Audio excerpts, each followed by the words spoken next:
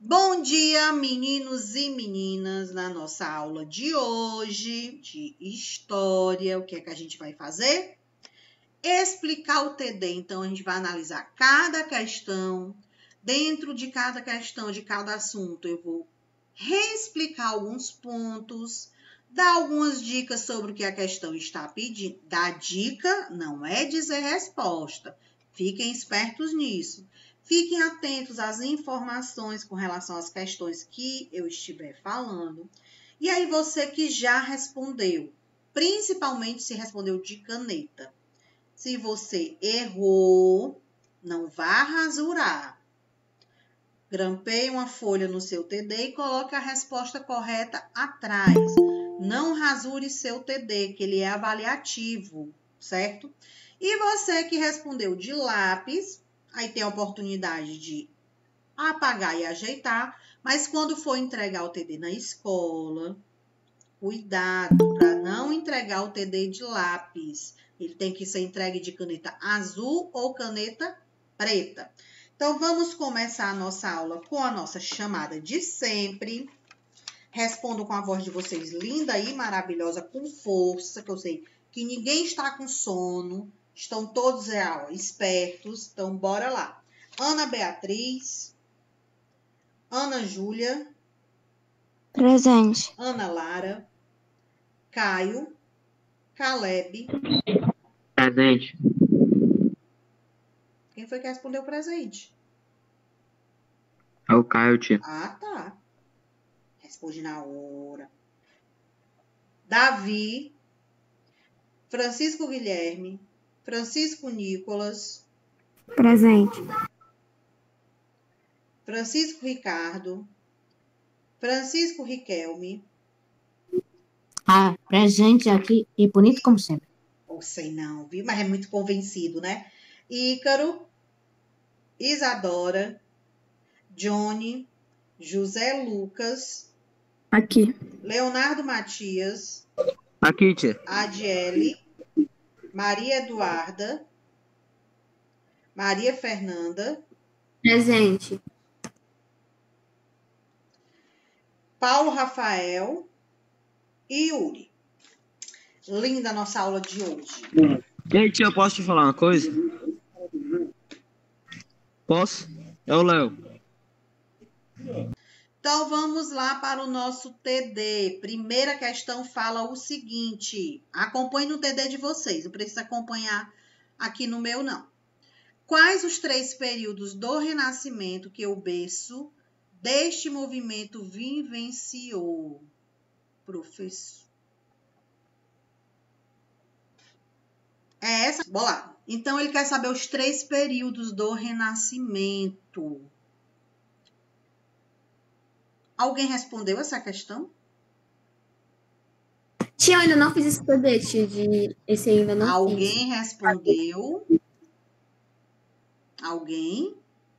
Sinal de fumaça. Ninguém fez.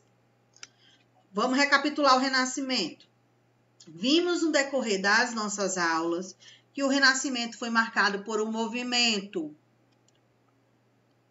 intelectual, científico e cultural. 3 movimentos: intelectual, científico e cultural, que cada um representou. Preste atenção, os pintores, escritores, teatro, obras escritas que foram os livros, os quadros pintados, as esculturas. Então, no decorrer das nossas aulas, eu mostrei para vocês alguns pintores, alguns escritores, alguns cientistas.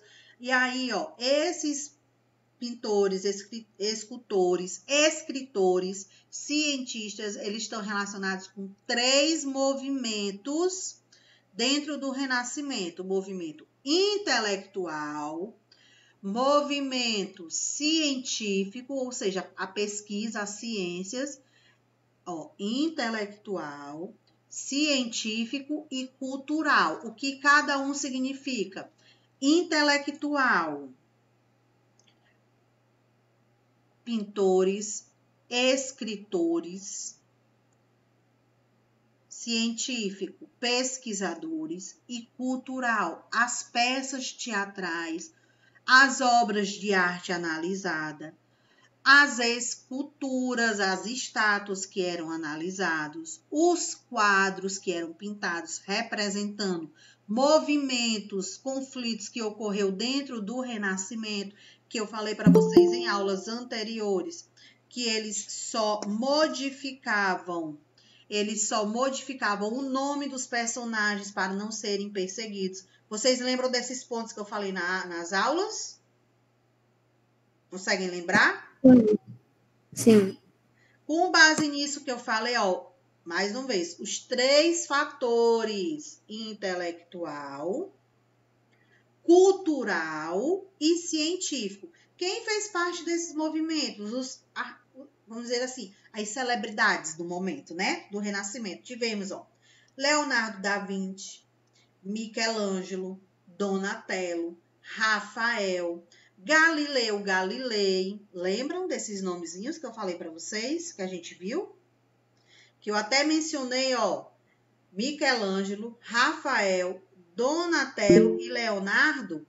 Foi o nome dado em homenagem a um desenho, a um filme. Qual foi?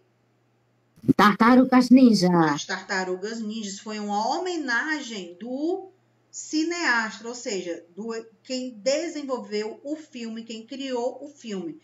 Para dar uma emoção maior para o filme e chamar a atenção do público, ele homenageou os artistas do Renascimento. Foi, vamos dizer assim, uma jogada de mestre, estratégica. Com base nisso que eu falei, a primeira questão, os 3 períodos, o que fez parte do movimento renascentista. Não é para falar. Acabei de falar explicando para vocês. Segunda questão. Como podemos conceituar um movimento que ficou conhecido como a Revolução Renascentista? Item A. Preste atenção, ó. Vou explicar e nesse momento vou dar as dicas. Item A. O Renascimento foi uma revolução cultural e não intensificou as artes, a cultura e a filosofia. Aí você vai pensar. A Flávia acabou de falar que os 3 pontos principais do Renascimento foi o movimento cultural, o movimento intelectual e o movimento científico. Se teve o movimento cultural, a Flávia também falou que foi o quê? Teatros, obras de arte, pintura. Então, com base no que eu acabei de falar, não é para responder. Você vai olhar se o item A é verdadeiro ou se o item A é falso. Lembrando que a segunda questão que é o item verdadeiro. Item B. O Renascimento foi um movimento nacional que se restringiu apenas na Itália. Aí você vai lembrar lá das nossas aulas do Renascimento. A gente viu no decorrer das aulas que foi um movimento que ocorreu em todo o continente europeu, mas especificamente iniciando na Itália e Inglaterra, depois se expandindo para a França, se expandindo para a Espanha. Então, com base nisso que eu acabei de mencionar a vocês, vocês vão ver se o item B é verdadeiro ou falso. O item B está dizendo que foi apenas na Itália. Se liga no que eu acabei de falar. C. O Renascimento se caracteriza por ser financiado pelos mecenas. Os mecenas ajudaram nessa questão dos financiamentos das obras, mas foi apenas eles? Foram só os mecenas que financiaram ou tivemos outras pessoas, outros grupos que fizeram parte desse financiamento? Professor, o que foi esse financiamento? Foi um investimento na parte cultural no Renascimento. Pinturas, ou seja, pintar os quadros, as obras de arte, as esculturas, as estátuas, as obras de arte, as histórias que eram contadas, que eram escritas, as peças teatrais. Então, tinha um financiamento para isso. Mas era só os mecenas ou tinha mais algum outro grupo, mais alguma outra pessoa dentro da monarquia que ajudava a financiar esse movimento cultural? Item D. O Renascimento foi uma revolução cultural que teve, presta atenção, que teve início na Península Itálica, ou seja, na Itália, Esse movimento influenciou a arte, a ciência e a filosofia. O item D está dizendo o quê? Que foi um movimento que iniciou na Itália. Se ele iniciou na Itália, quer dizer que ficou só lá ou ele se espalhou pela Europa? Podem responder. E aí? Ficou só na Itália ou se espalhou? Foram para outros países da Europa? Se espalhou. Se espalhou. Então, além da Itália, foi o primeiro país, mas depois dela tivemos outros países, que eu falei até para vocês, explicando um item dessa questão. Além da Itália, que foi o primeiro país, tivemos a Inglaterra, tivemos a França, a Espanha, a Alemanha, a Holanda, ou seja, a Itália iniciou e depois os outros países começaram a praticar o movimento renascentista. Cultural, aí eu vou voltar para lá. Cultural, cientista e filosófico, que é o intelectual. Artes, cultura, ciência científica e a filosófica, que é a intelectual. Com base nisso, dá para vocês responderem a segunda questão? Dá para saber qual é o item? Dá, né? Sim. Terceira. Com relação ao renascimento, marque o que for correto. Terceira questão, vocês precisam ter atenção. Por quê? Porque nós temos clássica, cientificismo, individualismo. Essas são algumas características. Que ódio tinha esse Google! Peguei no flagra, né? Não, tipo, simplesmente, é sério, eu tava falando. Isso Terceira acontece questão. Tá bom, vamos lá, voltar para cá. Terceira questão. Vocês vão analisar os 5 pontos, as 5 frases, e vão ver quais estão corretas. Depois nós temos a sequência embaixo. Se você, preste atenção, é um exemplo que eu vou dar. Nós temos o item A, 1, 2 e 3 verdadeiras. Item B, 2, 4 e 5 verdadeiras. Item C, 1, 4 e 5 verdadeiras. Item D, todas estão corretas. E o item E, todas estão incorretas, ou seja, todas estão falsas. Vamos supor que vocês, respondendo a questão, identificaram o seguinte. Ponto 3, verdadeiro. E o ponto 4, verdadeiro. E o resto, falso. Se você está dizendo que o ponto 3 e o ponto 4 é verdadeiro e o resto é falso, e não tem nenhum item com essas duas opções, a questão está errada ou foi você que não teve atenção, deixou passar alguma coisa? Cuidado, não tem nenhum erro na questão, tá certo? A questão está correta. Tenham atenção a isso. Então, vamos lá. Primeiro ponto fala o seguinte. Era um movimento cultural essencialmente teocêntrico e religioso. O ponto 1 está dizendo que o Renascimento era um movimento voltado para a religião e para a ciência. Não é para responder. Você vai lembrar que a Flávia falou no começo da aula até hoje. Lá do comecinho até hoje. E hoje o que foi que ela falou? Que o movimento renascentista, ele girava em torno de 3 fatores, 3 pontos. Cultural, intelectual, que é o filosófico, e o científico, que é a ciência. Com base nisso, você vai ver se o ponto 1 está verdadeiro ou falso. Mais uma vez, ponto 1 está dizendo que o Renascimento girou em torno da religião e das ciências. Ponto 2. Foi um movimento cultural que recuperou os aspectos artísticos da cultura clássica e incorporou valores humanistas. Aí você vai lembrar lá do humanismo que a gente estudou. Renascimento e depois humanismo. Um está relacionado com o outro. Renascimento foi um movimento cultural? Teve movimento de cultura? Sim. Ele recuperou os aspectos artísticos, cultural, obras de arte, teatro. É um movimento artístico? Sim. Da cultura clássica, ou seja, lá da época dos gregos, aí você vai lembrar das estátuas que eu mostrei para vocês, as esculturas, aquelas estátuas brancas que eu mostrei. era dando continuidade a uma cultura grega, como era que o corpo das pessoas estavam, o que era que eles tinham na cabeça, de que forma era representado o símbolo na cabeça deles. Você vai lembrar disso aí. Terceiro ponto. Foi um movimento cultural que nasceu no campo e era tipicamente religioso. Terceiro ponto parece muito com o primeiro, só muda as palavras. Primeiro ponto, religioso e científico. Segundo ponto, está dizendo que nasceu no campo e era só religioso. Quarto ponto,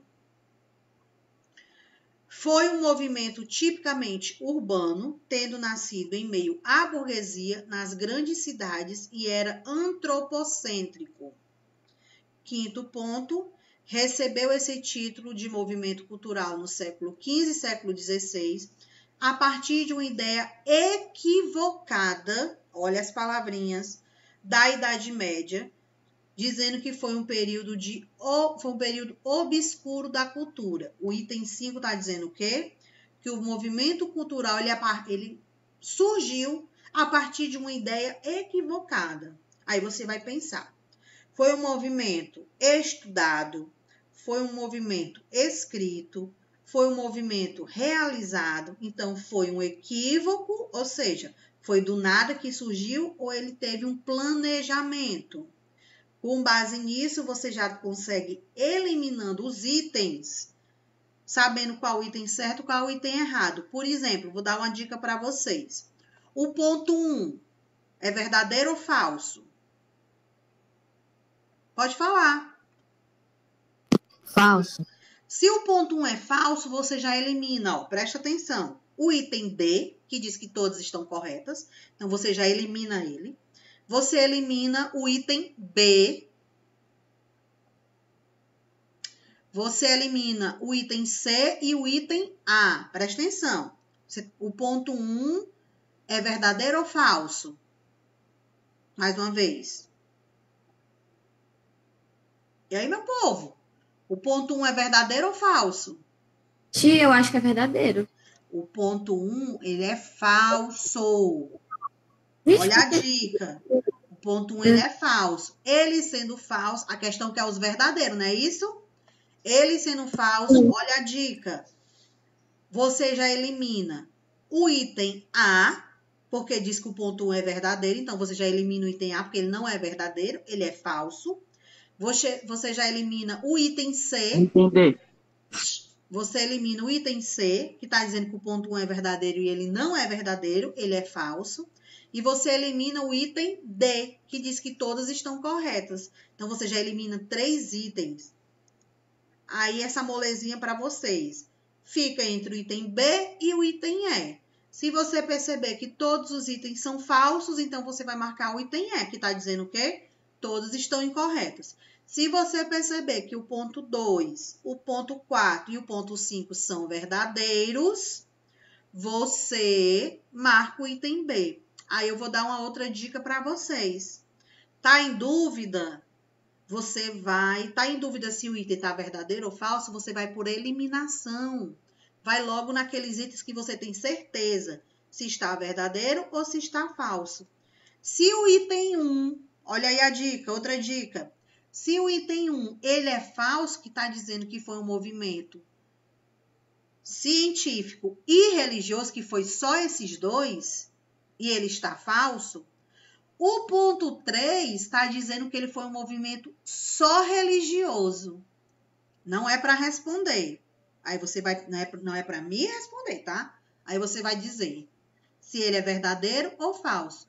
Com base na sua resposta, você responde a terceira. Deu para entender? Deu, tia. Deu? Sim. Entenderam a dica, né? Sim. Bora lá. Quarta questão. Sobre o movimento renascentista, marque os itens corretos. Então, aqui na quarta questão, a gente tem mais de um item. Tenham atenção. Não é para colocar verdadeiro ou falso. É para marcar com um X. A questão não está pedindo verdadeiro ou falso. A questão está pedindo para vocês marcarem os itens corretos. Então, o item 1 nós temos assim o primeiro parêntese. Leonardo da Vinci dedicou-se aos estudos da perspectiva, óptica, proporção e anatomia, inclusive de animais. Vocês lembram qual foi a principal obra de arte, principal quadro pintado por Leonardo da Vinci? Mona Lisa. Mona Lisa. Aí você vai lembrar, não é para falar mais. Mona Lisa. O quadro da Mona Lisa, ele tinha, só vai pensar, viu? Não é para responder aqui não. Ele tinha algum animal no quadro? Ele tinha a representação de uma pessoa, mas no quadro tinha algum animal? Ele representou algum animal nos seus quadros pintados? Se você acha que é verdadeiro, você marca com um X. Se você acha que é falso, você não marca. Dei a dica para vocês.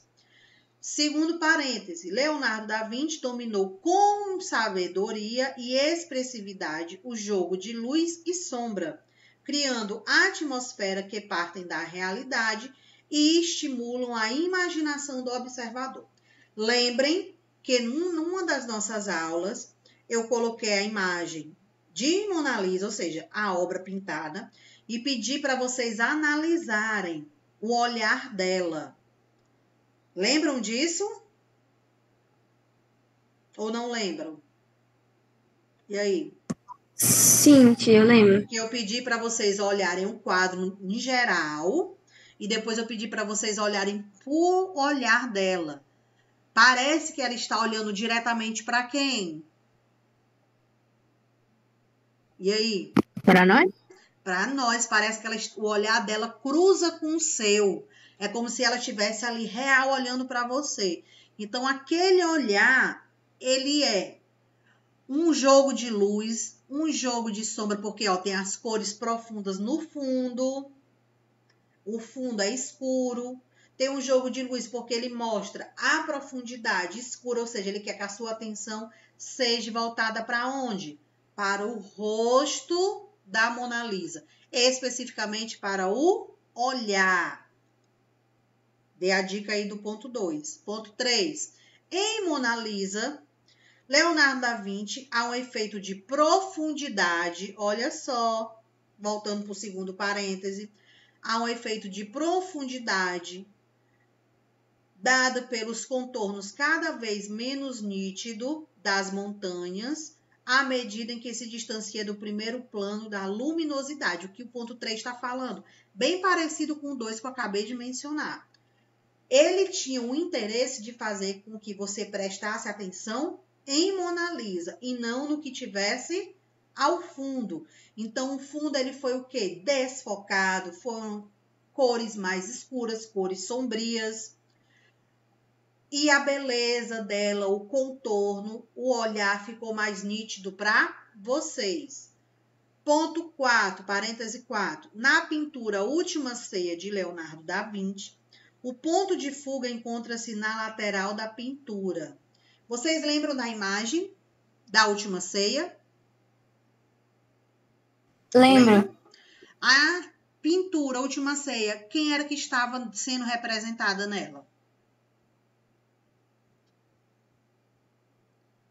E aí? Não lembro. Vai para a parte da nossa religião. Quem estava ao centro, no meio da pintura? Era Jesus? Jesus. E quem estava ao seu lado? Era. Eu sei. Os apóstolos, os discípulos. Os discípulos. E a última ceia era o quê? Era a partilha do pão e do vinho. Lembram? Pega um pouco da nossa religião. Então, com base nisso, ele está dizendo que a fuga encontra-se na lateral da pintura. O que isso quer dizer? Que a atenção da pintura é voltada para a lateral.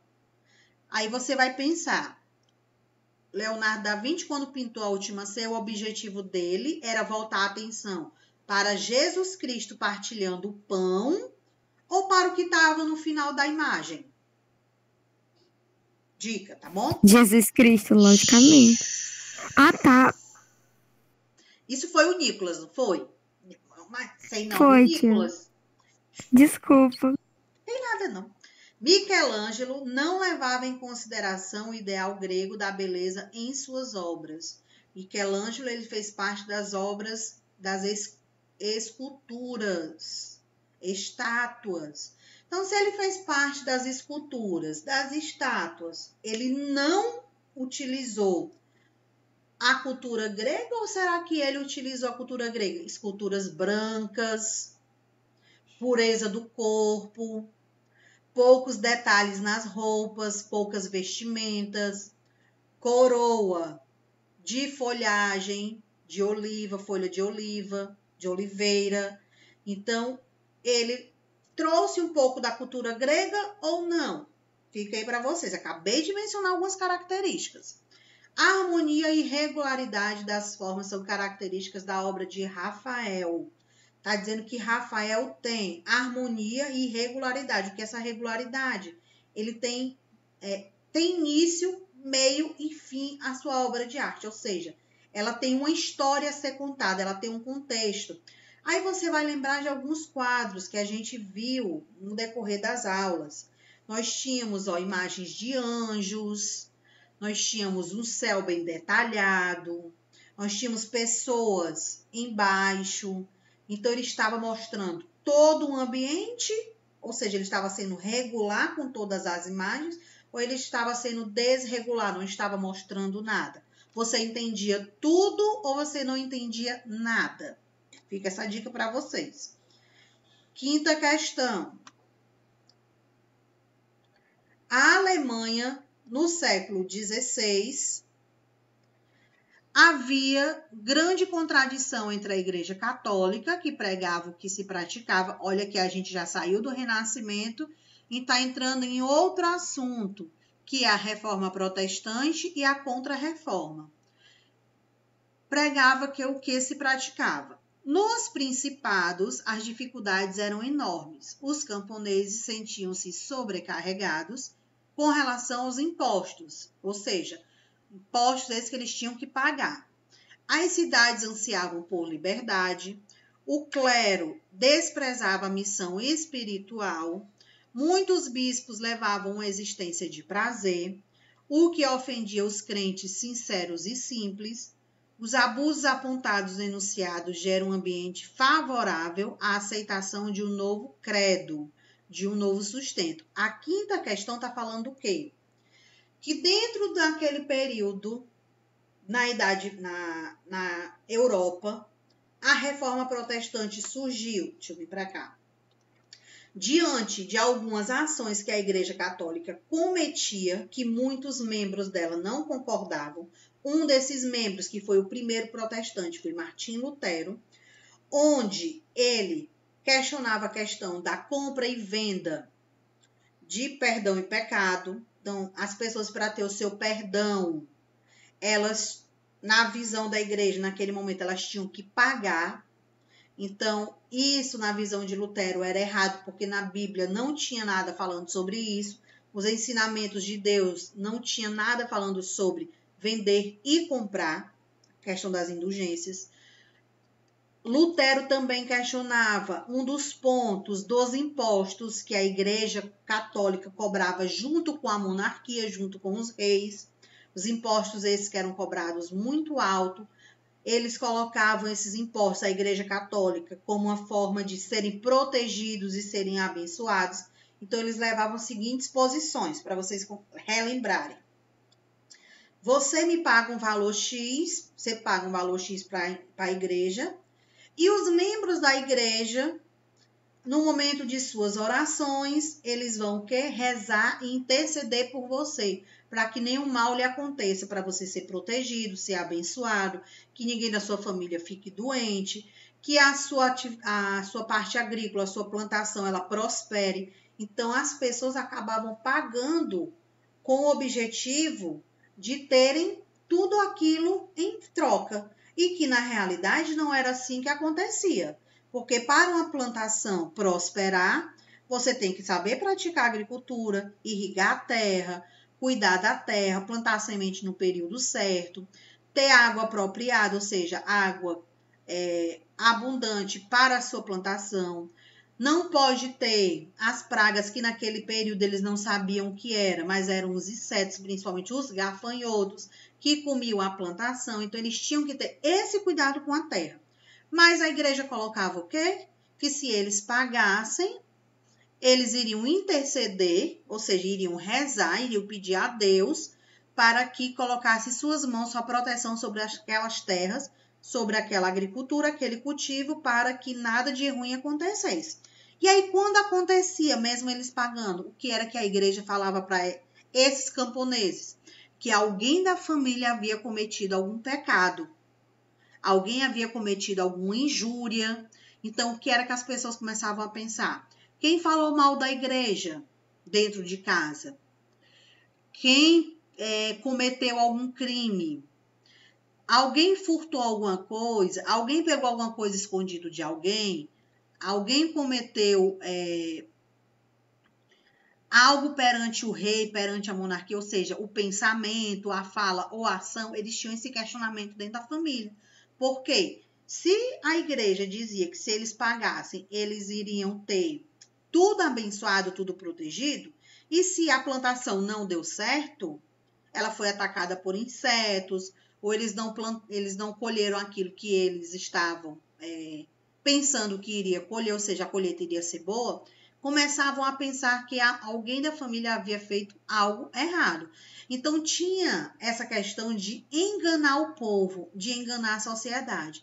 E aí, com base nisso, o primeiro protestante que bateu de frente com a Igreja Católica, que foi contra essas ações, não é para falar, foi Henrique VIII, João Knox, João Hux, João Calvino ou Martim Lutero, com base no que eu falei, não é para responder. Quem foi o primeiro protestante, aquele que bateu de frente com a Igreja Católica? Quem foi o primeiro? Aí você vai marcar o item, não é para falar. Tá fácil, não tá? A questão 5? Moleza, né? Sim. Sim. Não venham me dizer que a questão 5 tá difícil, não, que tá moleza. 6. Segundo Calvino, o homem já nasce predestinado à salvação ou à condenação eterna. Então, Calvino, ele dizia o quê? Você já nasce com um dom, você já nasce com dentro de você já vem para ser uma pessoa boa ou para ser uma pessoa ruim. Você é predestinado à salvação ou à condenação. O que é a salvação? Você ser um membro da Igreja Católica, você praticar o bem, ajudar o próximo. E a condenação, você cometer algum crime. Quando eu falo de cometer algum crime, meu povo, não é a questão de matar uma pessoa, não. É a questão de julgar, falar mal. Isso também é uma condenação. A gente costuma dizer que você está condenando a sua alma, porque você está falando mal do outro. Você está pecando em pensamento ou até mesmo em palavras. Então, essas são as condenações que João Calvino colocava muito como ponto de análise, na visão dele. Aí, continuando. E um dos sinais da salvação era a riqueza acumulada através de trabalho. Ele também percebia o quê? Que se você se tornava rico trabalhando, aquele dinheiro, ele era sagrado. Porque você não precisou matar ninguém para ter aquele dinheiro. Você não precisou roubar. Você não precisou enganar ninguém. Você conseguiu aquele dinheiro com o fruto do seu trabalho. Com base nisso, estabeleça a relação entre a expansão da doutrina calvinista e o fortalecimento do capitalismo no século XVI. O que é que vocês vão mencionar na sexta questão? Quais eram as posições de Calvino, de João Calvino? Ele era do lado da igreja ou ele era contra a igreja? Primeira resposta que você vai colocar. Quais foram as suas atitudes? O que ele fez? Ele fundou alguma igreja? Não fundou? Em qual território ele propagou a palavra de Deus, vamos dizer assim? Porque ele não ficou no território que ele morava. Ele fugiu, porque ele foi perseguido lá. Então, você vai dizer se ele foi contra a Igreja Católica ou não, se ele fundou a igreja ou não. Se ele fundou, você vai dizer qual o nome da igreja e em qual país isso aconteceu. Entenderam a sexta questão? Deu para compreender? Sétima. Criada no período da Reforma Católica do século XVI, a Companhia de Jesus teve um papel predominantemente na expansão da religião católica, tanto no campo europeu quanto nas missões norte da África, da Ásia e da América. No Brasil, a chegada dos jesuítas foi em 1549. Inaugurou um novo período de conquista espiritual, em virtude, entre outros aspectos, dos padres junto com os jesuítas e com os colonos. Cite 2 outras ações da Igreja Católica para conter a reforma protestante. Então, vocês vão colocar 2 ações que a Igreja Católica realizou para impedir a reforma protestante. Uma delas já tem até no enunciado da questão, se você se ligou. Uma delas já tem. Que foi que a Igreja Católica fez lá no Tribunal do Santo Ofício. Foi lá que ele fez? No Tribunal do Santo Ofício? E aí? Sim, tia. Tribunal do Santo Ofício não era para julgar as pessoas que haviam sido presas por falar mal da igreja, não? É verdade. Qual foi o movimento? Do IN? Eu sei qual é o MIN. Do IN? Do INDEC do povo. Presta atenção. O Papa Leão III convocou quem? Convocou todos os membros da religião católica do continente europeu para a reunião e lá decidir de que forma a Igreja Católica iria combater a reforma protestante. E aí vocês vão colocar as atitudes, quais foram as ações tomadas pela Igreja Católica. Falei muito isso no decorrer das nossas aulas. Lembrem um pouco. O que é que você pode fazer? Você pode reassistir alguma aula, dar uma olhada nos slides da aula, ou tentar lembrar o que eu falei. Porque eu não vou dar a dica agora não, porque se eu der a dica, eu vou dizer a resposta. Eu quero que vocês pensem um pouco. Essa questão aqui eu não tenho como dizer para vocês exemplos, porque esses exemplos são as respostas. Eu só quero que vocês lembrem o seguinte. A Igreja Católica tomou atitudes para combater a reforma protestante. Uma dessas atitudes está no enunciado. Essa dica eu dou para vocês. Mas, além dessa, quais foram as outras atitudes da Igreja Católica? Você vai lembrar um pouco. 8. Nós temos assim, ó. Presta atenção.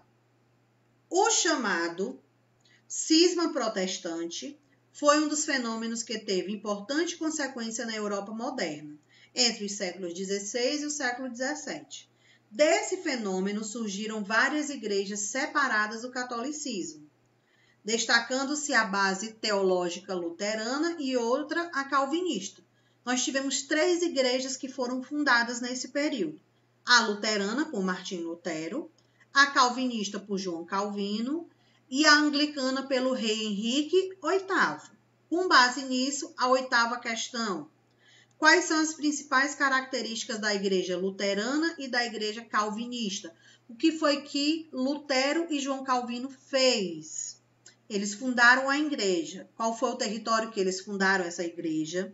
O que foi que Lutero fez com a Bíblia, que era em latim? O que foi que ele fez? Vou dizer não, que eu vou dar a resposta. 9. Quais as principais diferenças entre a igreja luterana e a igreja calvinista? A resposta da 8ª ajuda você a responder a resposta da 9ª. E a 10ª, em 1545, diante da necessidade de fazer frente à expansão do protestantismo e de repensar as doutrinas e práticas da Igreja Católica, o Papa Paulo III convocou, olha só quem foi convocado, Concílio de Trento. Lembra lá daquela questão que eu falei do index? Lembram? O povo? Sim.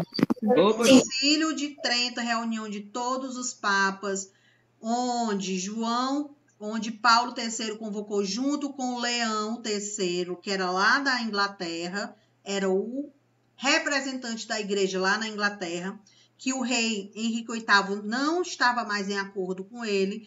Então, o Leão III, junto com o Papa, o que foi que eles fizeram? Eles fizeram uma convocação de toda a Igreja Católica. E aí, dentro dessa convocação, teve o Index, que foi uma das atitudes, já estou dando dica lá da questãozinha anterior, foi o Index, uma das atitudes, e o nome desse movimento, desse encontro, foi chamado Concílio de Trento, que organizou a chamada Contra-Reforma, cujas orientações guiadas pelos católicos do século. Em 1962, a convocação do Concílio Vaticano, ou seja, teve uma segunda convocação, foi pelo Papa João XXIII, também pode ser vista como uma resposta às demandas da Igreja Católica após a Segunda Guerra Mundial. Então, o que o enunciado está falando? Que a Igreja Católica teve a primeira convocação, que foi para combater a reforma protestante, e a Igreja Católica tinha que propagar a religião por todo o território, além da Europa, África, Ásia e América, que eram onde tinham países que eram colônias dos países europeus. Nesse período, um país apoiou a Igreja Católica, que foi Portugal, ajudou a propagar a religião por todo o território mundial, principalmente países que eram colônias. Olha a dica daquela questão que eu disse que não podia falar as respostas. É só você se ligar. Aí a 10ª que é o quê? Você explica uma medida adotada pela Igreja Católica a partir do Concílio de Trento, que teve como objetivo a expansão do protestantismo. Meu povo, dei várias respostas sobre essa questão no decorrer da nossa aula. Da 5ª questão para baixo. Tem enunciado de questão, a resposta da 10ª. Acabei de mencionar a vocês, falando de um país que ajudou a propagar a religião, para quais continentes foram enviados um grupo para ensinar a religião católica, ter os fiéis de volta. Qual foi o nome desse grupo? Tem também em uma questão. É só você se ligar. Certo? Dúvidas? Não, tia, só queria falar que aquilo ali. Não. Negativo. Do nada, tá, tia? Não foi porque eu não tava pesquisando, não. Tava falando com uma pessoa. Relaxa, amor. Sem problema. Vamos lá para a chamada mais uma vez. Tá bom. Ana Júlia. Presente. Ana Lara. Caio. Presente. Caleb. Davi. Guilherme. Nicolas. Aqui. Francisco Ricardo. Riquelme. Presente. Ícaro. Isadora. Johnny. José Lucas. Presente. Leonardo Matias. Opa, tia. Maria Adiele. Maria Eduarda. Maria Fernanda. Paulo Rafael. Botei a presença, viu, Maria Fernanda? E Yuri Barbosa. Tá bom. Meu povo, pois a gente vai ficando por aqui. Até a nossa próxima aula. Lembrando a vocês, calma aí. Quinta-feira e sexta-feira é feriado, Semana Santa. Então, a aula de quinta-feira de Geografia vai ser na quarta-feira. Certo? Tem lá na agenda para vocês. É só irem olhar com calma, tá bom? Qualquer dúvida que tiverem, podem ir lá no Class que eu tiro ela e esclareço com calma. Oi. O que foi que a senhora falou agora? Quinta e sexta-feira é feriado. Não tem tá, aula, Semana Santa. A nossa aula de quinta-feira de Geografia vai ser quarta-feira ao vivo. Toda quarta-feira não é aula gravada? Só que essa quarta não vai ser gravada, vai ser ao vivo, que eu vou tirar as dúvidas do TD de Geografia, tá bom? Qual vai ser o horário da nossa aula? 10h20. Tem lá na agenda de vocês, é só prestar atenção, tá? Uma boa manhã a todos. Vamos ficando por aqui. Tchau.